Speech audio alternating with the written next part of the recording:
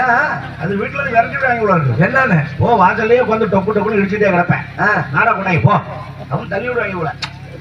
தள்ளி விட்டு அவங்க என்ன பண்றாங்களா அந்த கிழமை நமக்கு தேவையில்லை. அப்படி சொல்லாதீங்க. காப்பு கட்டி இருக்கும் போது அவங்க மட்டும் என்ன பண்ண போறாங்க? காப்பு கையில தானே கட்டியிருக்கான்.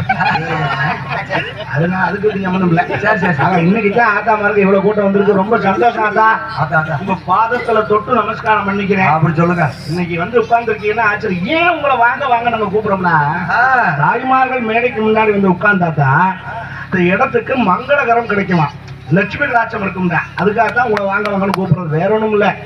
நீங்க வந்து என்ன அப்படி எடுத்துக்கிட்டா ஒரு நாங்க ஆம்பளையாவை எல்லா வேலையும் பார்த்துப்படுவோம். ஒரு நல்ல காரியம், ஒரு வீடு கிரகப்பிரவேசம் அப்படின்னா உங்களை கூப்பிட்டு விளக்கேற்ற சொல்றீங்க. எங்களுக்கு விளக்கு ஏற்ற தெரியாதா? எம்புடு சிகரெட்டை பத்த வச்சிருக்கேன், விளக்கு பத்த வைக்கிறது. ஆனா ஏன் உங்களை கூப்பிடுறான்? தாய்மார்கள் விளக்கு ஏற்றினாத்தான் அதுக்கு மங்களகரம். ஓஹோ உங்களை விழுந்து விழுந்து நான் கொண்டு கூப்பிட இன்னைக்கு வந்துட்டீங்க. மகாலட்சுமி சந்தோஷம்.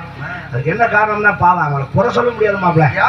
வேலை என்ன வேலைனா அயராது வேலை. என்ன ஆமாமா வேலை சமைக்கணும், எழுந்திருச்சு வாசத்துக்கு சமைக்கணும், அப்புறம் என்னங்க அதெல்லாம் ரெகுலர் ஒர்க்கு தானே. அப்புறம் சமைக்கிறது, துவைக்கிறது, குளிக்கிறது அதெல்லாம் சாதாரண. அப்புறம் வேற என்னங்க? அப்புறம் அப்பா அதை காட்டும் கடுமையான வேலை உங்களுக்கு இருக்கு. ஏங்க சீரியல் பார்க்கவே நேரம் தெரியாது.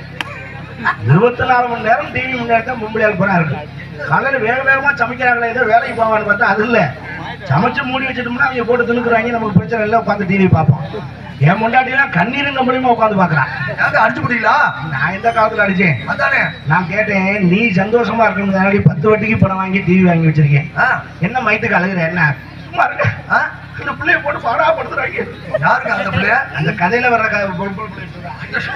நான் சொன்னேன், அவன் சம்பளம் வாங்கிட்டு அழுகுறா, நீ என்ன மயத்துக்கு அழுகுற? பசிக்குது, சோறு ஓடுன்னு சோறு சோறுன்னு அழுவேன். விளம்பரம் போடட்டும். விளம்பரம் போடும் போதுதான் நம்ம தட்டுக்கு சோறு வரும்.